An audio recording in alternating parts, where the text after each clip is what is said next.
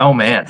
Welcome back everyone to Capital Conversations. I'm your host AJ Smith and I have a extremely exciting episode today. I'm interviewing someone who is one of my mentors, someone who's taken me from one place in real estate, buying fourplexes all the way now to we're under contract on 49 units and buying a lot more stuff. And I just want to tell you about this guy. I've got this whole script, but I'm going to go a little off the cuff because I have a lot of good things to say about Yeadon. He'll probably tell me not to say them, but I want to. Yeadon is someone who has, I'll be interviewing Yeadon Smith today, by the way. Yeadon is someone who has some of the best energy when you first meet a person that I've ever seen. You meet him and the dude is just like cloud nine. You're talking to this guy and it lifts you up. It's very inspiring. He's someone who he could be saying something very, he could be talking about underwriting and he could make it exciting. So I have a lot of respect for Yeadon. I know Yeadon's done a lot of things in his career and his life. He's had multiple lives. He's a very active man. He's a dedicated dad, and he does a lot of stuff in the real estate space as well. I am going to read a little bit off of a script just so I encompass some of Yeadon's adventures. But Yeadon's a former youth pastor who has turned into a full-time multifamily investor. He is an Ironman in training. I think he has done several Ironmans at this point, if I'm not mistaken. And he's also the mentor behind My First Million in Multifamily, which is a community that currently has about 300 members. I know it's had a lot more than that in the past. So he's raised $200,000 in 24 hours in the past. He's turned a forgotten assisted living facility into a thriving apartment complex, and his journey's filled with all sorts of lessons for us that can change the way that you think about investing. So whether you're an active investor looking to scale or a passive investor wanting safe, smart opportunities, this episode's for you. Yeadon, I want to welcome you to the show, man. I want to kick things off once I bring you here on the screen and just have you say hello to everybody, if you would. AJ, you're exactly right. It hurts when I fall off those pedestals that people put me on. That's all I have to say. And I've only done one Ironman. Okay, so make the pedestal a little bit shorter, please. Just one. I've only done one. Got it. I am a badass, but not quite that high of a badass. All right. So I am so happy to be here with you, AJ. Awesome. Well, I appreciate you being here. I'm excited to ask you questions, man, because I got a lot. I know you have a lot of wisdom to share. I know me personally, I will benefit from it. I have so far, but I know that the people listening right now and in the future will also benefit from it. So just before we dive into things, I want to ask, before real estate, you were in youth ministry. So what was the spark that made you realize multifamily investing was possible for you? Because that's a very different life. So I started my youth ministry career. I was on the mission field in Juarez, Mexico, working at an orphanage. And then I got in this youth ministry internship program, paid my way through college, which is the only reason I went to college at UTEP in El Paso. And after that, the next step in that industry was full-time youth ministry. I got hired on as the assistant youth minister at the church where I was an intern. The guy moved on to become a bishop in the Anglican church. They kept me around to be the director. I was in full-time youth ministry for a decade in El Paso. And oh man, I wish I had known what I know now then. This is back when you could get, the 20% second mortgage, zero down, conventional, no PMI. You could just buy houses and rent them out like it was nothing. And I didn't know anything. I heard somebody once say in a sales training that I went to is like, your biggest expense in life is your lack of knowledge. And oh my gosh, on the one hand, I'm grateful that I didn't have the knowledge then because I wouldn't be where I am now. But I look back with kind of grief and gratitude. So I was in youth ministry, and then I woke up one day thinking, you know what? I don't think I'm going to be a youth minister when I'm 50. So what's the next step in this industry? It's like, oh, I'm going to go to seminary and become a pastor. So I got on that track. In the meantime, I had started working as a health coach with this multi-level marketing company called Take Shape for Life. I lost 60 pounds with this program. I started coaching people to lose weight, change their eating habits. I helped probably 400 plus people over the course of my time doing that. I couldn't even calculate the amount of weight that clients lost as I was working with a health coach. So when I moved home to Charleston, South Carolina, I was like, okay, I'm going to do full-time health coaching because I was making enough money to pay rent and pay my bills. Took 6 months of sabbatical to really think and pray and process and have conversations. I'm like, you know what? Ministry is not my calling. It's kind of like you want to figure out if you're having trouble with blood before you graduate med school, right? Figure that out before you spend all that time and effort. So figured that out. And then I was just doing this multi-level marketing full time. Let me tell you, if y'all think asking people to invest in real estate is hard, try asking them if they know anybody who wants to lose weight, right? That's like an 8 on the 10 scale of threatening questions. So I was having a conversation with my little brother. He was talking about just being a realtor. And in a moment, I was like, I've gone as far as I can with this multi-level marketing company. I mean, I made enough money to qualify to buy a house. So I was making enough money, but I couldn't make it any further. So after a conversation with my brother, mentally, I shifted full-time as a realtor, jumped into that, almost went bankrupt my first year. Was doing that, started my own brokerage a couple years later. And then my cousin Jennings, who's my business partner with my first million in multifamily, we were talking one day. He'd been thinking about property management. I'd been thinking about property management. That was where we teamed up. And then over the course of that business venture, he told me one day, he's like, Yeadon, you should take this course that I bought a while ago. The Michael Blanc course on how to syndicate apartments with other people's money, how to buy apartments. After I finished laughing on the inside, I was like, dude, we're cousins from small town South Carolina, right? Our last name is not Buffett, Bezos, Trump, Musk, Gates. Guys like that buy apartments, right? You got to have like a name like Graystar or Blackstone or BlackRock. Those are the guys that buy apartments, not us. He's like, no, you should take this course. So I did. Went through the material, studied the stuff, studied the underwriting. I couldn't get the boxes to turn green when I was looking at stuff, right? I didn't know what I was doing. And then he had the idea, it's like, dude, we should go to this conference because this guy has a model where you buy, renovate, and then you can refinance all the capital back, get the investors' capital back. They get a smaller piece of the deal. You get a bigger piece of the deal. I'm like, oh, that sounds great. He's like, the conference is $5,000. I'm like, oh, that sounds stupid. Right? Like we can, that's all of the capital we've made from our property management company. We're just going to blow it all in this conference. He's like, yes, we need to go. I'm like, okay. And I'll be damned if that wasn't the best investment I have ever made in my entire life. At that conference, we got to meet other investors, hear speakers. We found the relationships that we needed to start doing this actively. And then in that year, it's like, you know what? We're going to do this full time. I didn't want to do transactional brokerage anymore. Jennings didn't want to do custom home building or remodels anymore. We had the property management business. It was kind of a side business from our regular money-making activities. But we saw the power of syndicating apartments, of raising capital and getting equity in deals just with sweat and hard work. We closed our first deal, closed our second deal, third deal, fourth deal. We closed 13 deals in 2.5 years. We raised millions of dollars in capital. And in our quest to find more deals and more money, we did what people do. We started a Facebook group, My First Million in Multifamily, and that group exploded. I still don't even know why, but it exploded. It's 26,000 members now.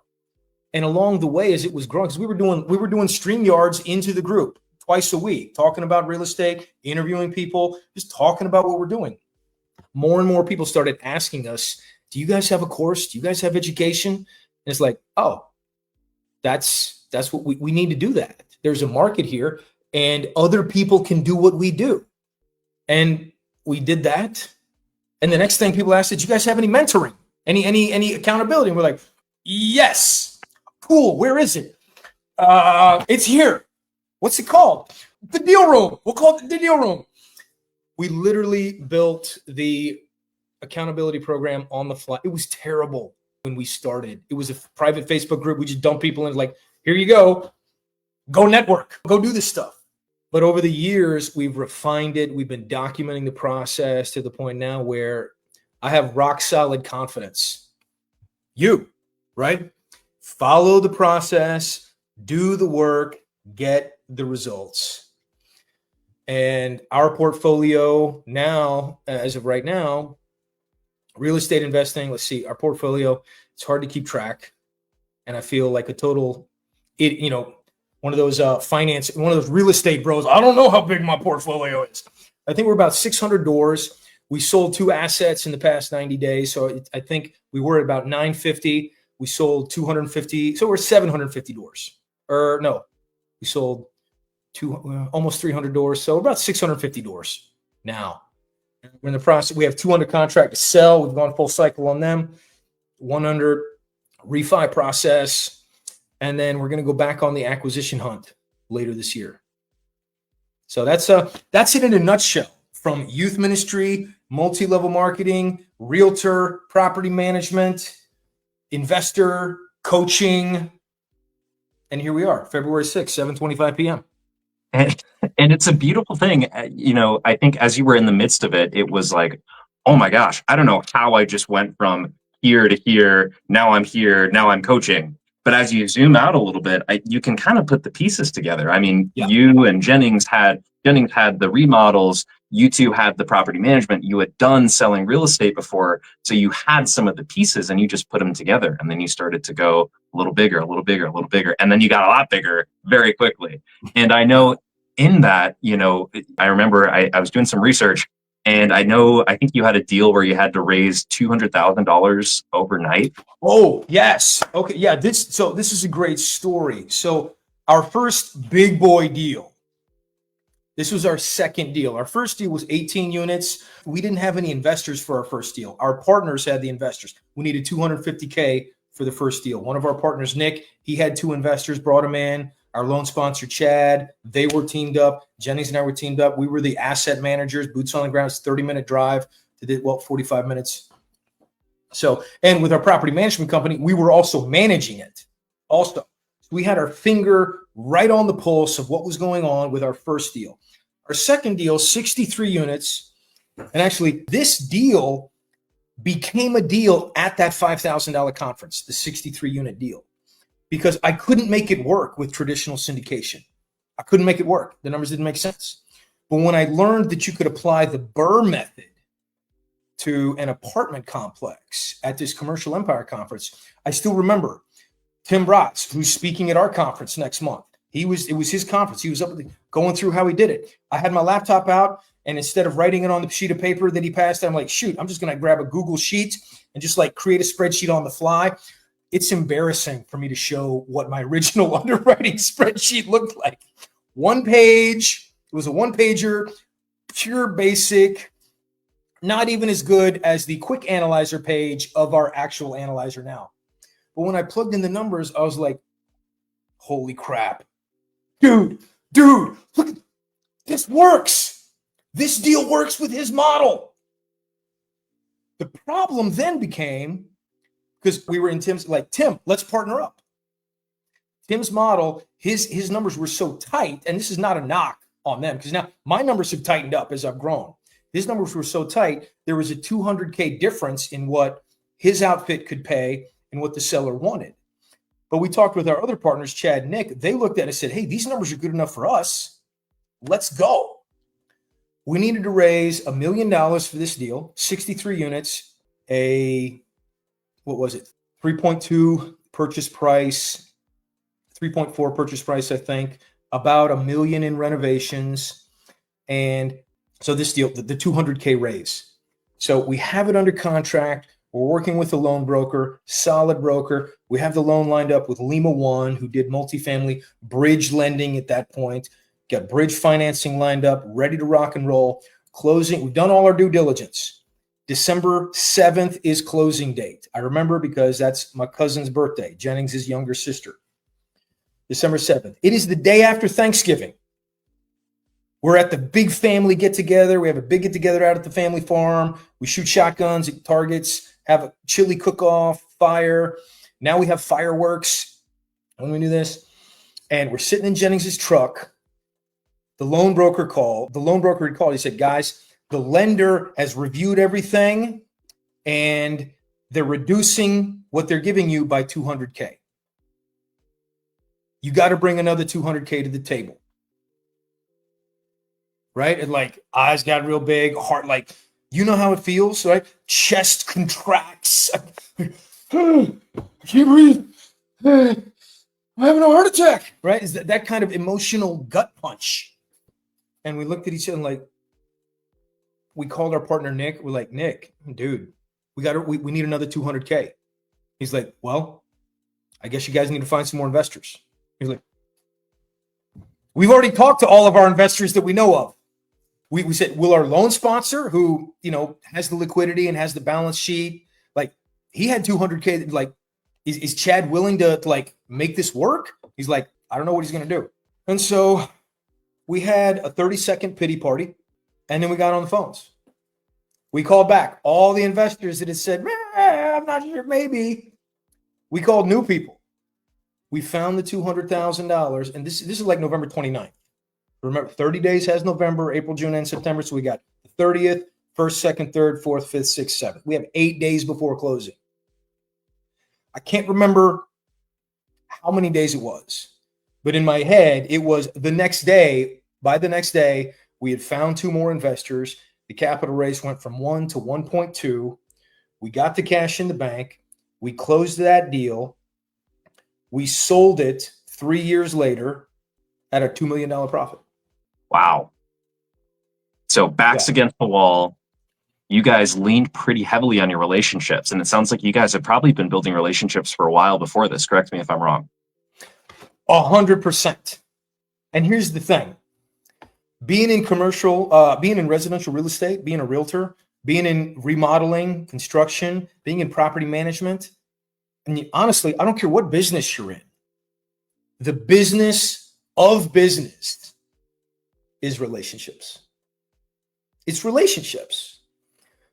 And we had been diligently building relationships, not necessarily for investing in real estate, but we had been building relationships of trust and depth to the point where, right, one of the verses that I had memorized back in my youth ministry days, Proverbs 22:1 says, a good name is better than riches, and favor is better than silver and gold. 100% accurate. We reached out to the relationships that we had built. We made phone calls because we had the trust. One of the, and you know, we talk about this often. People invest in a real estate deal with you for 2 reasons. One, they like the deal, right? If they like the deal, it's like, oh. And the second reason is they trust you. They're investing really and primarily in the operator, not necessarily the deal. They're investing in the operator because they have, especially a brand new investor. They're like, oh, I can make 15, 18% returns. It's like, well, I've never invested in multifamily before, but yeah, I have $100,000 and you guys, I love you. I trust you. So let's go. So yeah, this was relationship building of careers before. That's why in the deal room, you hear me hammer this all the time. 3 money-making activities that we do. We build relationships with investors. We build relationships with brokers and sellers, and we build relationships with partners. Those are the actions that we do that make money. And then you build those, you buy the property, and now you guys have this asset you have to operate. And I think a lot of people overlook that. They think about, I need to find the deal. Now I need to find the money. Well, where it gets really, really hard is when the asset management comes in. And I'd love to talk to you about some of those deals where you took it over. You're like, whoa, okay, there's a lot going on. I'd love to talk about those because that's real. That's reality. Yeah, bro. So our first deal was 18 units. We managed it ourselves because you can wrap your head around everything on an 18 unit deal. On a 63 unit deal, this project, when we walked it, half the air conditioners were 20 years old. It was a family out of the Philippines that owned it. The guy who had married into the family, this old dude, beard down to here, overalls, long hair, white grizzly guy. We were walking the properties with him. That is when I learned what cockroach crap smells like. Walked into a unit, I was like, oh, and he's like, oh, yep, that's cockroach shit. And I'm like, what? If once you know it's like when you learn what marijuana smells like, and then you're outside like, oh, somebody's having a good time, right? You smell the cockroach smell, it's like, oh Lord, dude. And that only happens when there is an infestation of roaches. So we're walking these properties, taking notes, taking pictures, figuring it all out. We realized this deal is more than we are biting off more than we can chew from a managerial standpoint. We need a management company who knows what they're doing more than we do to handle this. We brought on a third-party property management company. They kicked ass, right? They did a great week. We brought them on. And for the asset management, like you're talking about, it was weekly calls with the management company every Thursday for an hour. We're going over, how are we with the construction? Where are we with the rents? What units are we renovating? What problems have we hit? What units are we renovating next? What do we need to do for a draw with the bank for the construction? All of this granular details to keep the project moving forward. And especially on a value add project, the asset management is a critical piece of the puzzle. And it's not so much that you need a lot of technical experience with this, but you have to be emotionally intelligent. Because when problems show up, and they will, we're not talking about $1,000 problems. We're not talking about $10,000. We're talking about $30,000, $40,000, $50,000 problems that show up unexpected.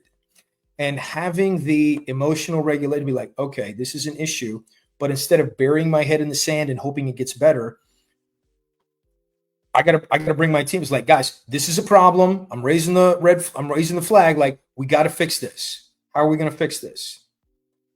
Being able to be steadfast in the face of those emotional punches that will come. I talk about it on coaching calls now because it's commitment.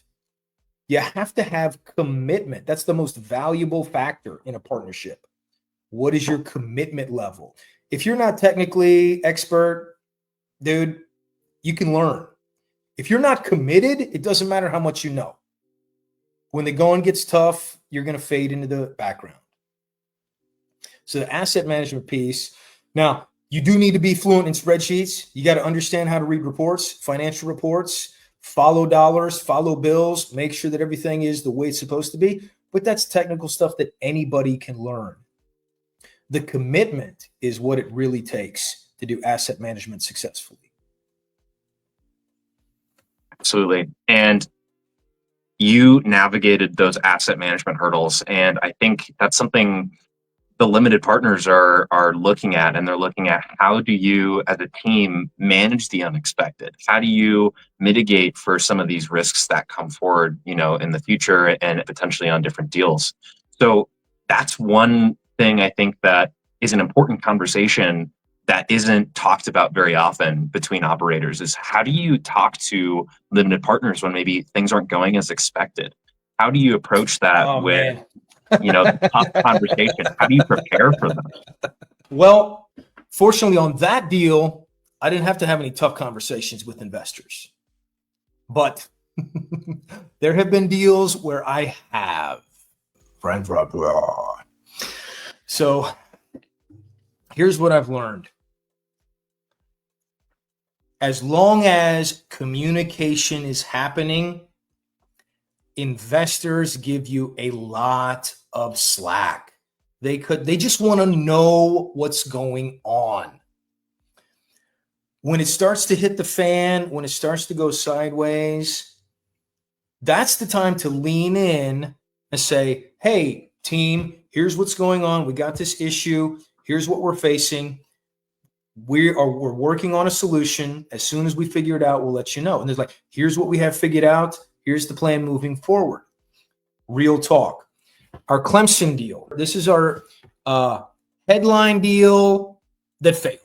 So Clemson deal, we got a loan on it from a bridge lender. This was a lender we hadn't worked with before. We made some critical mistakes on this deal. We got a bad loan. We missed some of the things in the loan, and I'm embarrassed to say it, but we didn't know it was a floating rate when we got it. Of course, this is back when, money is cheap. What could happen? And we all know what happened. Interest rates went up by 200 bips like that. Now, this particular lender, we had a relationship with him from way back in the day. I spent a semester with this guy in Russia back in homeschooling time, right? So I knew this guy. I got one of his emails one day. It's like, oh, these guys do bridge debt lending. I'm going to call him up and say, hey, we buy apartments. He's like, we do too. You guys need a loan? So we worked with him on this loan. So they were phenomenal. They cut us grace. They didn't raise the rate when they could have. They gave us a lot of slack. They worked with us. But when we realized, as the rates started to go up, we realized, oh, holy crap, this deal is not even going to be able to pay its debt service in 3 months. We're going to have to write a $10,000 check every month just to pay the debt. Let me tell you, that is the worst Christmas I've ever had in my life, because I realized all this like 2 days before Christmas. And the mistake I made was I sat on it by myself.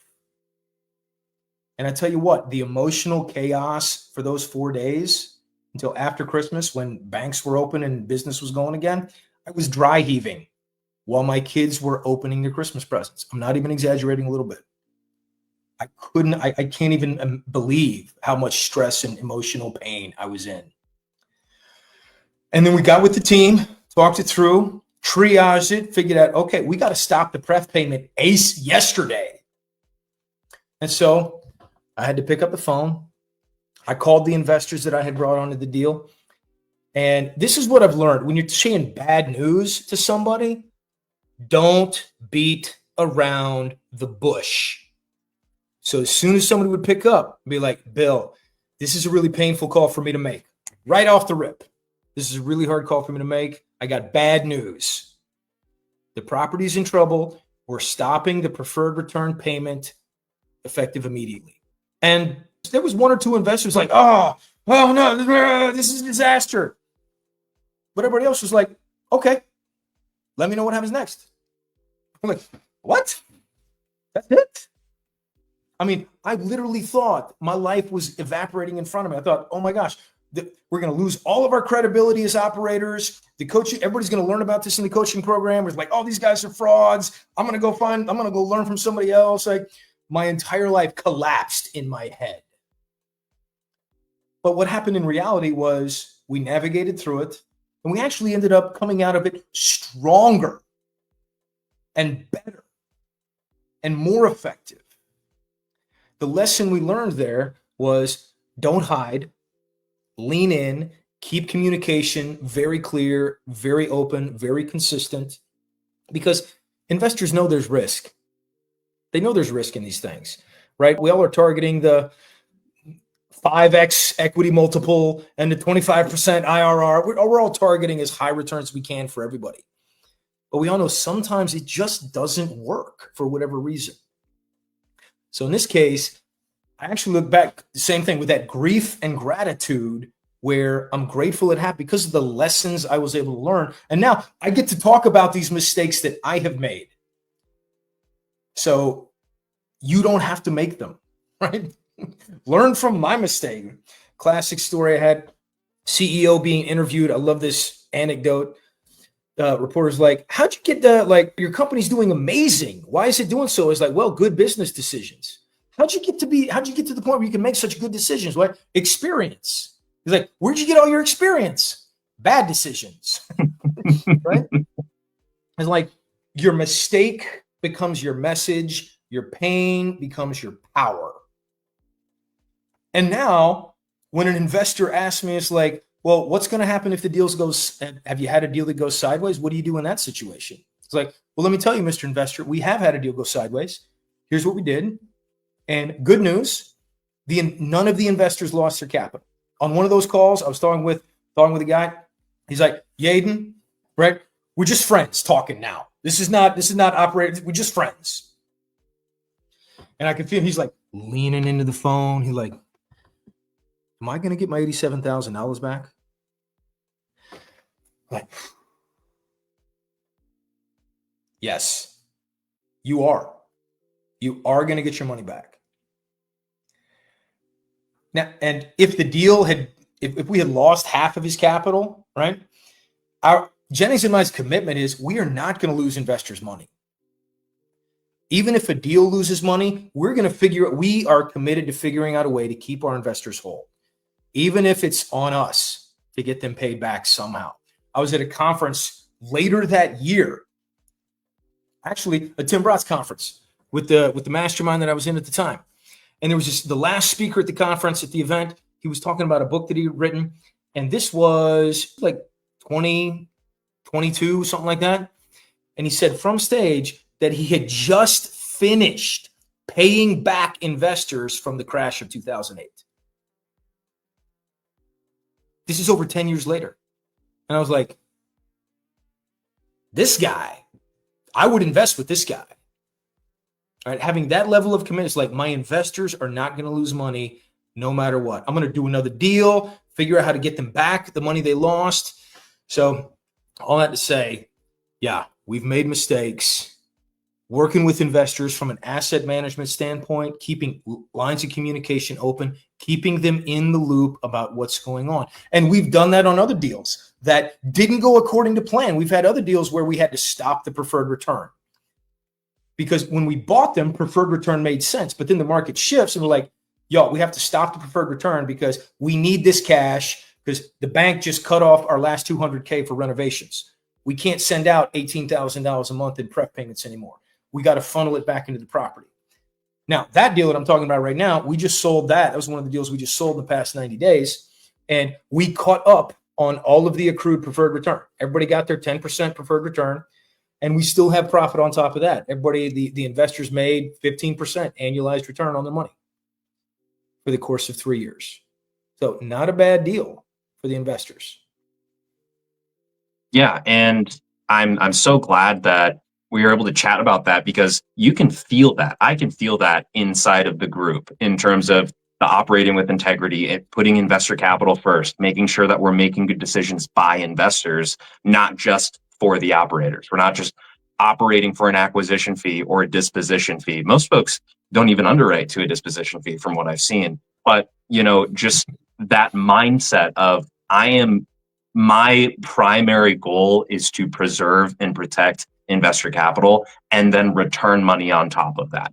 Not I'm chasing really high returns. So I'm super glad we were able to talk about that because I can feel that in the group. I can feel the focus on, preserving investor capital. But not all deals have turned out that way. I want to make sure folks know you guys have hit slam dunk deals. Oh, we've hit home runs. Home runs. Right. We have that 18 unit. We built out a 19th unit out of dead space. An empty garage. We created a 19th unit on this property. We were in it for $1 million. We refied it. When we refied it, it was worth 1.5. We pulled out 1.1. All the investor capital back. We still own it today. It's agency debt, moving like clockwork, spitting off cash every month. Another deal in Lexington, South Carolina. This is when we found on LoopNet an assisted living facility that had been turned into an apartment complex. We're pretty sure nobody had looked at it because all of the utilities were a single bill, right? Owner was paying everything. But when we looked at it, it's like, y'all, the bills are not a big deal. We do a utility fee on top of the rent. We got that covered 90% and we're making money. That property running like clockwork. It takes zero mental space in my head. We got a kick-ass management company up in Lexington. They're running it like a top. We got our Oklahoma deal that we just went full cycle on and sold. We had a kick-ass management company out there, run it like a top. We were into that deal for $7 million, all in, 5.5 purchase, 2.5 renovation. Is that right? 4.5 purchase, 2.5. Anyway, we're all in for $7 million, whatever the numbers stack up. When we refied it, it was valued at 13, 14, we pulled out $9 million in refi proceeds, paid off the loan, paid off the investors, split up the refi profit. And then we just sold it last year for $13.9 million and sent out another huge chunk to all the investors. So yeah, we've had phenomenal deals. We've had deals that are tough. And it's if you do this long enough, you'll have a deal that's not that good, even though you analyzed that out of your ears and did all the due diligence right. Something happened and it just didn't work. You'll have other deals that you're doing everything and it just far surpasses your projections. But if you're only trying to find those home run deals, you're never going to find them, because the only way you find a home run is by taking a swing at something that's going to be a single. And then you realize it's like, oh my gosh, I just got a fat pitch and I can really hit this one. So yeah, I wouldn't trade. I mean, I would trade the lessons a little bit. Like I wish maybe there were less painful way to learn the lessons. But I keep remembering something that my mom ingrained in my memory growing up. One of those sayings, like, Yeadon, education is expensive. I'm still learning how expensive education. I'm like, can I stop learning at some point? Right? I think I'm good. Unfortunately, the older I get, it seems like the more expensive these lessons tend to be. Yeah, absolutely. I know I've had seminars in my day as well, and they're not fun to talk about. They're not fun to talk about, but I think talking about them is, like you said, it's illustrative. It shows folks who may want to get into the business or folks who may want to invest, here's some things that you should watch out for. So on that note, I'd love for you to just share, what are some things that LPs should be asking, limited partners should be asking either their general partners or about specific deals, just to make sure, you know, things are being taken care of and people are being diligent? Excellent question. So let me hit on the primary thing that investors want first, because the biggest thing, and I just wrote about this, I think yesterday, and put it on my Substack. The primary fear, the biggest thing that investors wonder, if I write you a check for $100,000, AJ, am I going to get my $100,000 back? That's it. That's really the rock bottom concern. The returns, the profits, honestly, it's like icing on the cake. If I'm not going to get my $100,000, if the risk is too high that I'm not going to get my $100,000 back, no thanks. I don't care if the returns are 85%. You know what? I could go to Vegas and bet it all on black and, you know, make whatever return that is in a moment, or I lose it all. The risk is too great. That's not an investment. That's gambling. So for LPs, some of the questions that I would ask if I were investing in a deal, I'd be like, one, now I say this and I realize I'm throwing an obstacle in front of brand new operators, but brand new operators, like we talked about in the deal room, you got to have somebody on your team who knows what they're doing. You got to. Do not do your first deal by yourself, even if you can. We have bought deals from high net worth people who thought, I'm going to be an apartment guy. They had the cash. They did not know what they were doing. And we get to come in because they didn't know how to operate it and buy it at a discount. So if you're limited, if you're an investor, the question I would ask is, what's your track record? And if you're the general partner and you don't have a track record yet, you're just getting started, lean on your team, right? It's like, well, Mr. Investor, I don't have a track record yet in this, but you know my track record because you've known me for the past 10 years. You know my track record. I am committed to making this work. My partner, AJ, on this deal, this is his portfolio track record, right? He knows, he's been doing this a while. He's the point man on all of this. I'm learning. I know what to do. I just don't have the experience of real ammunition yet.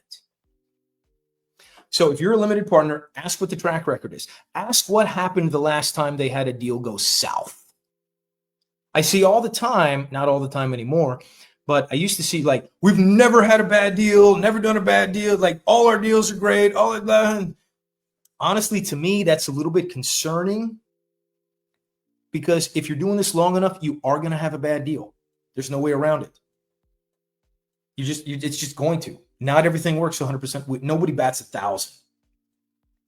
What did you do the last time a deal went south? And if the answer is all of our deals have been home runs, it's like, well, I'd be concerned because I don't know if I want your first bad deal to be with my money. Or what happens what did you do with the deal that didn't hit your target if you want to softball it?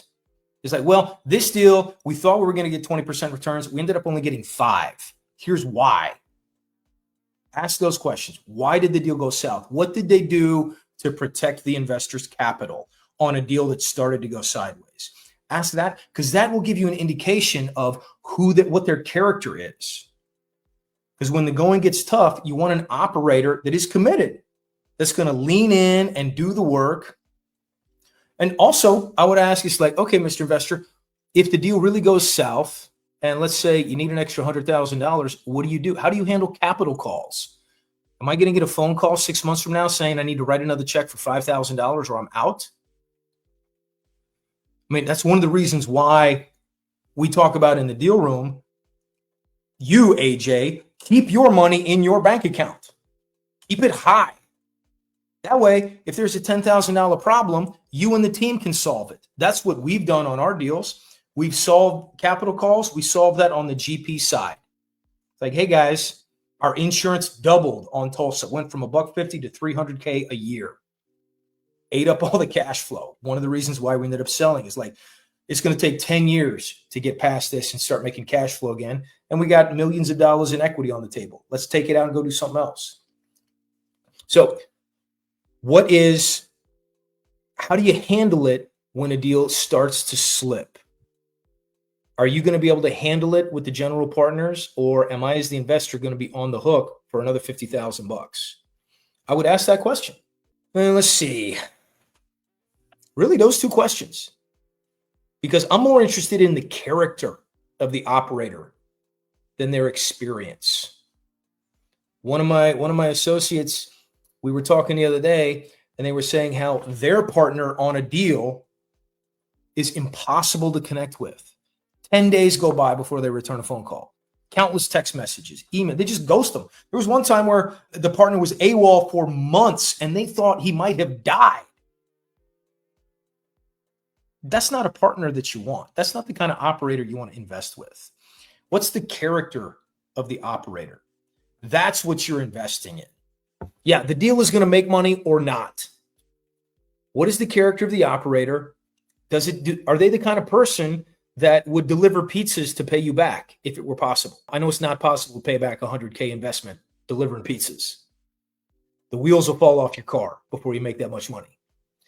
But are you that kind of person that will do whatever you can to make the investors whole? Those are the questions I would ask. Great questions. And I know you've spent thousands and thousands on masterminds.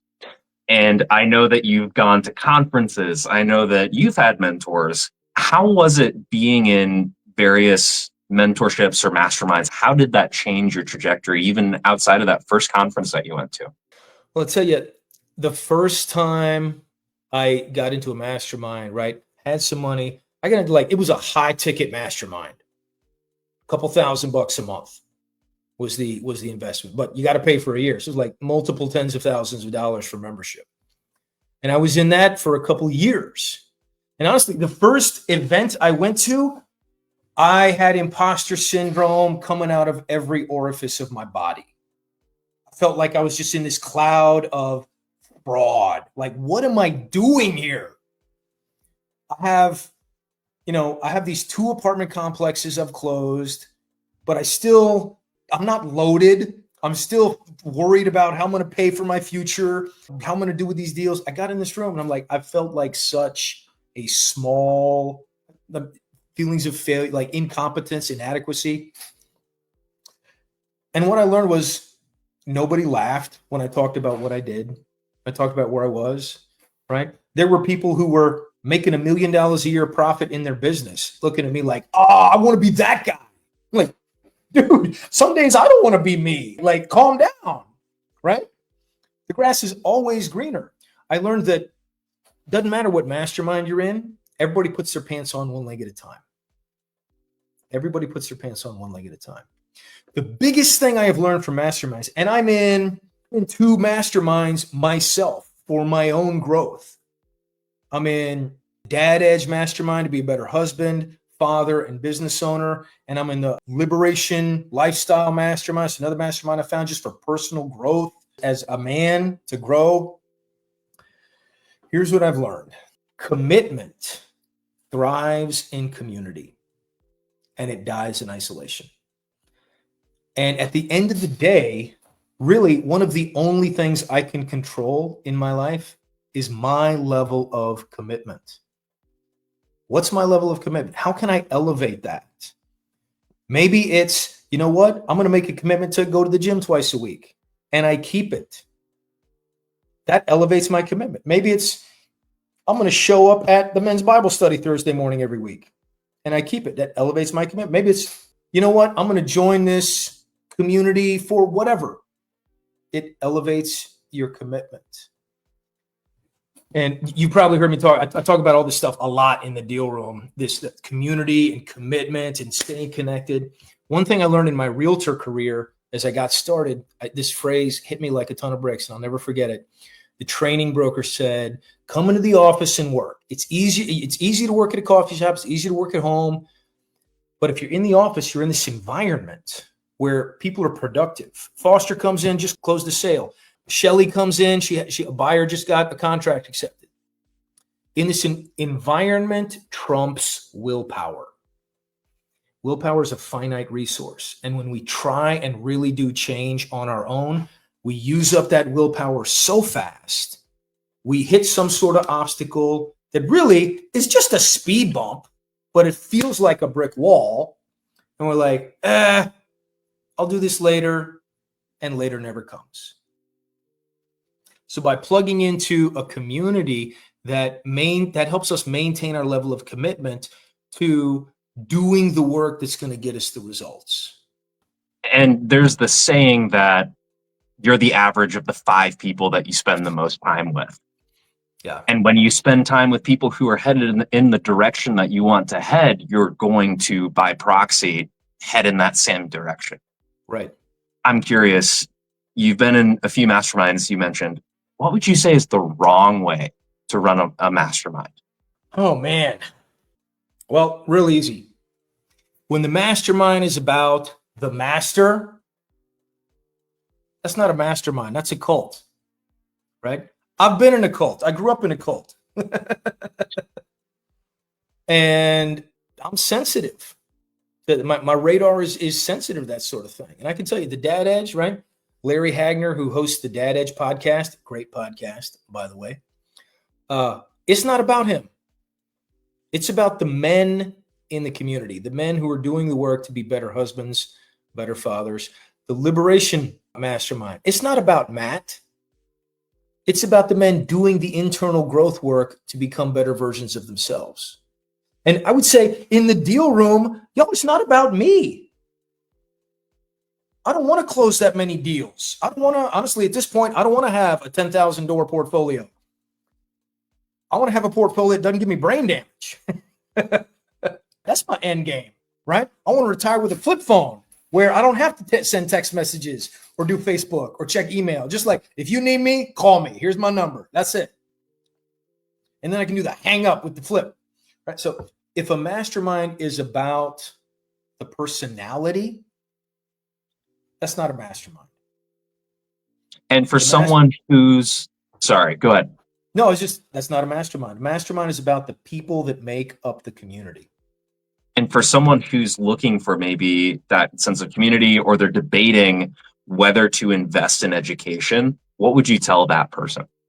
Oh, I would say something I just learned is I'm going through this. I just invested in more training for myself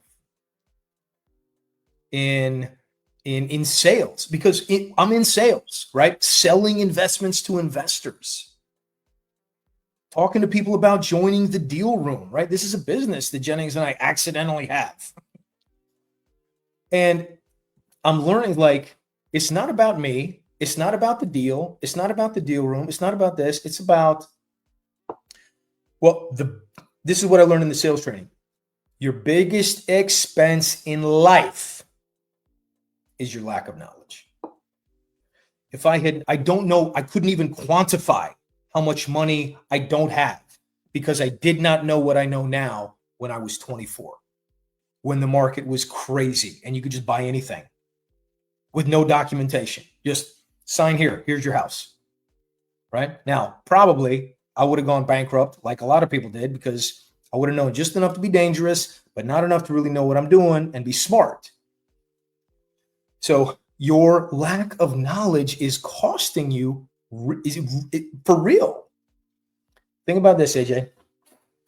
This deal that we're in the process of refinancing, this is a crazy deal. I found it accidentally driving home from that 18 unit, our very first deal. Took a wrong turn, saw these 3 buildings with plywood on the wall, on the windows. I'm like, I'm no expert, but that looks like a distressed property. So maybe there's something there.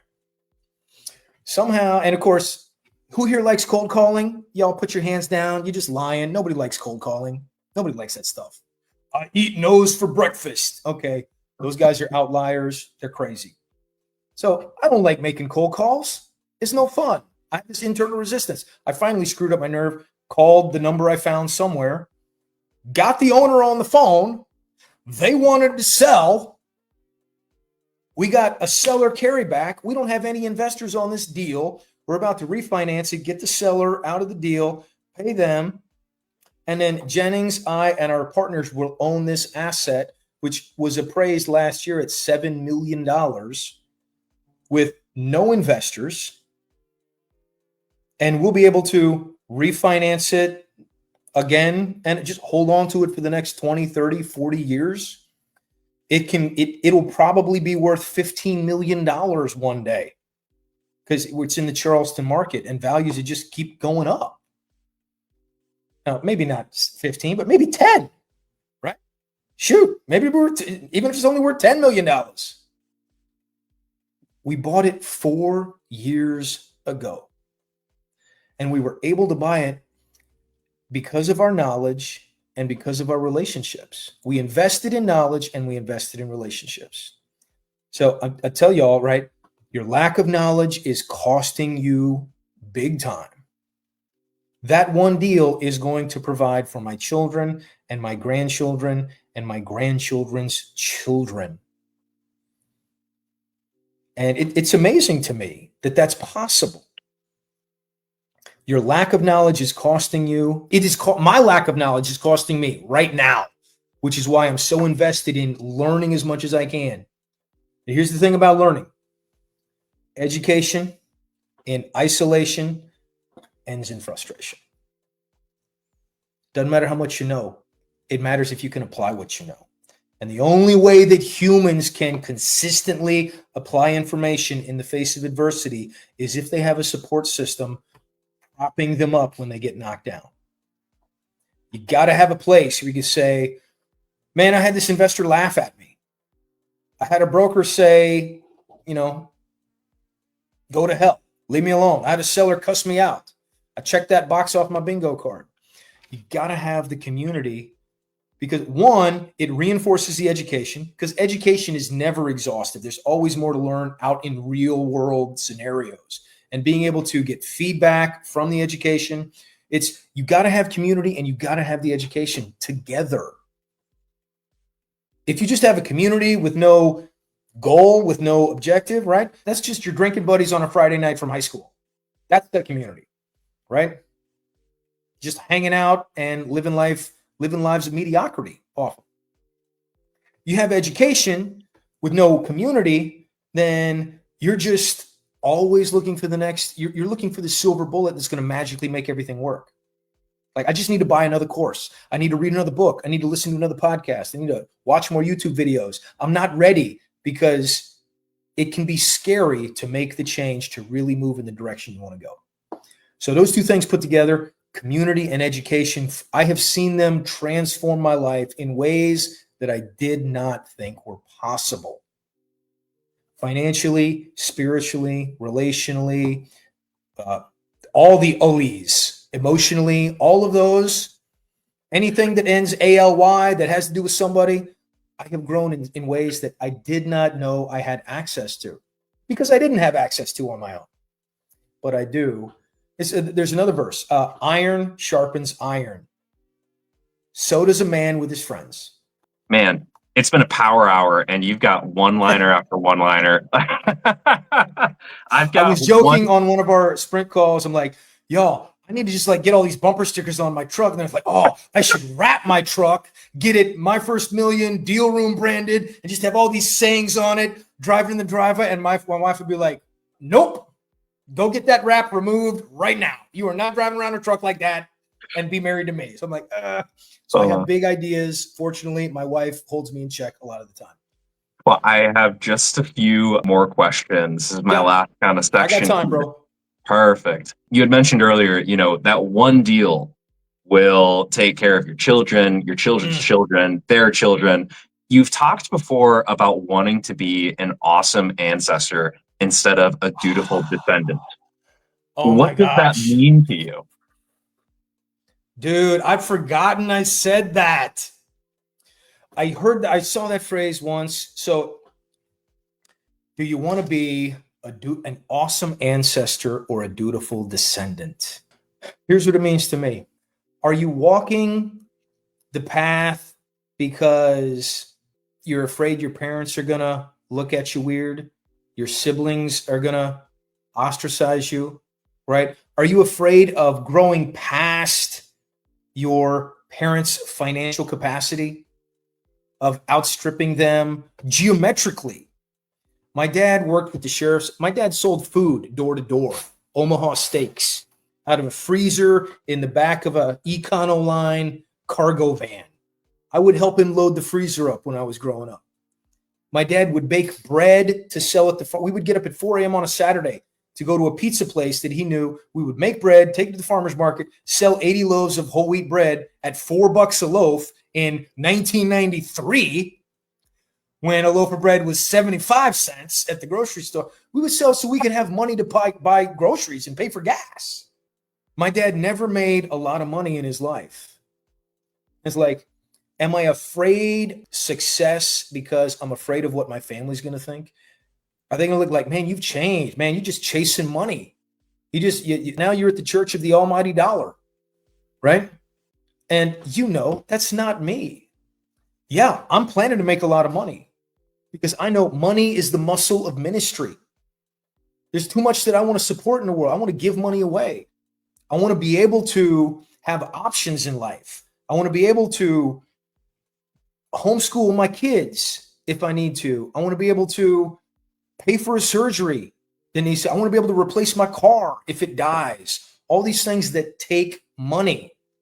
I want to set my children up, not so that they have a silver spoon.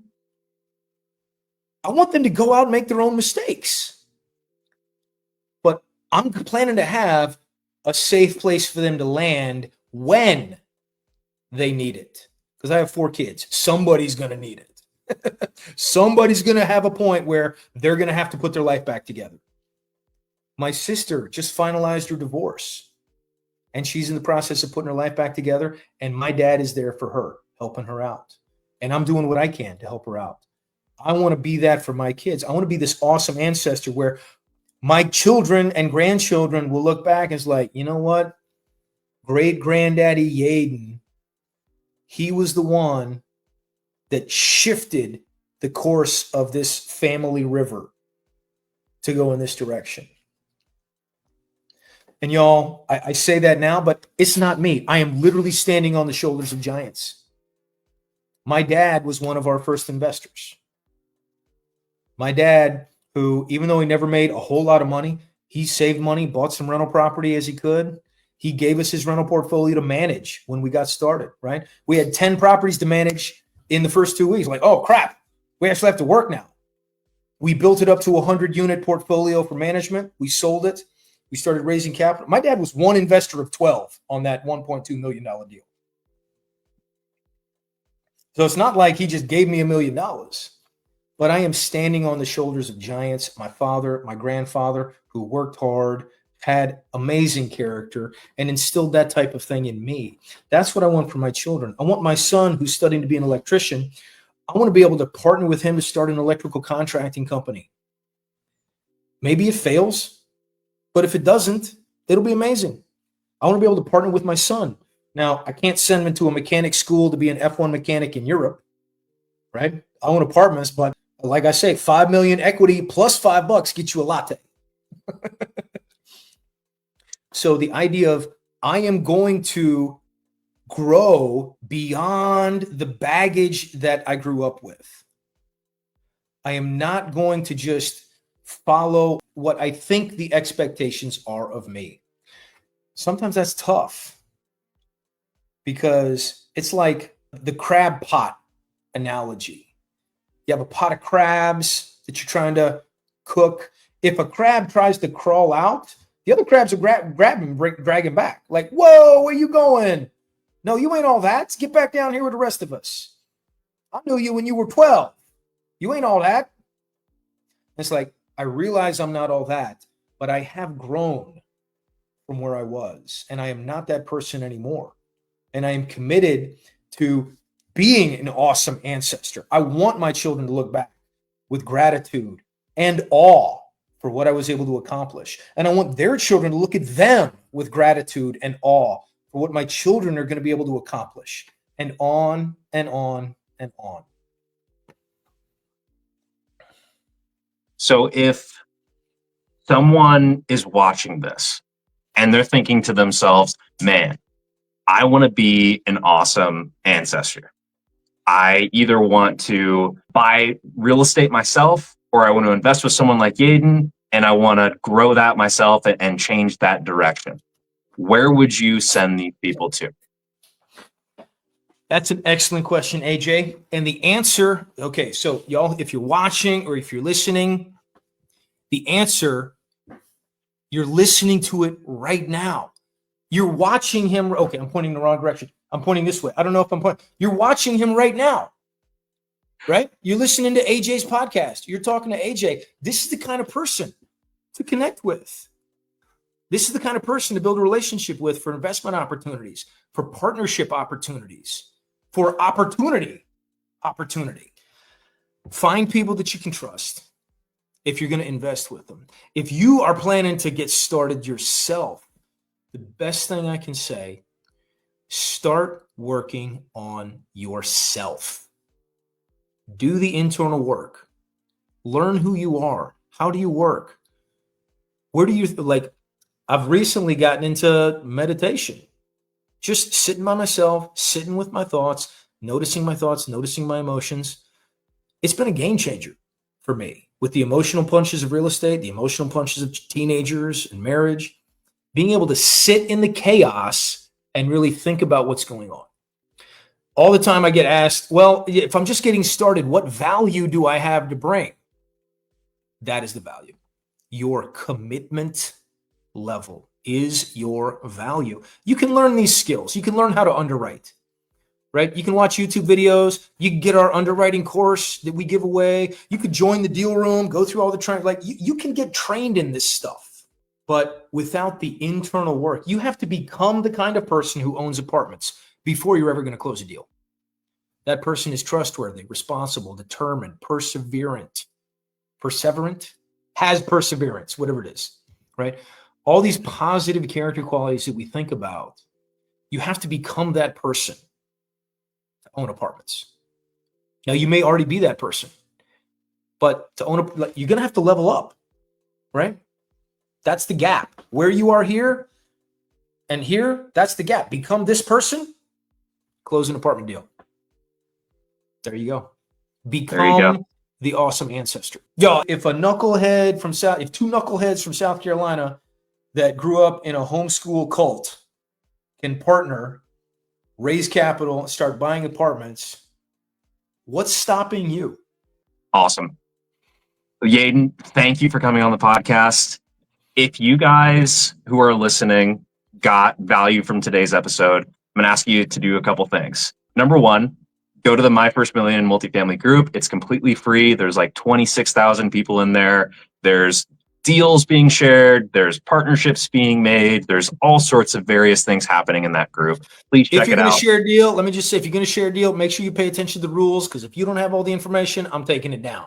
We enforce the rules in that group. Oh yeah. Oh yeah. So check out the My First Million in Multifamily group. That's the first thing. Second thing, drop a comment with your biggest takeaway. Third thing, tune in next Thursday, 6 p.m. Central. I'll be having another conversation, Capital Conversations, in that space as well. Yeadon, I'm going to give you the last word. The word that I think of is commitment, right? Level up your commitment. How committed are you to this? Are you interested or are you committed? I committed to real estate, 100% commission with no net. By the grace of God and a crap ton of work, I didn't go broke. I committed to apartments 100%. And again, by the grace of God, the Holy Spirit, and a lot of hard work and intentionally building relationships, it's worked out. It took commitment. If you're looking to level up your commitment, talk with AJ. Get in the Facebook group. Check out myfirstmillioninmultifamily.com. See if you qualify for the deal room. Right? You can level up your commitment. You do have what it takes. Level up your commitment. Beautiful. Yeadon, thanks for coming on, man.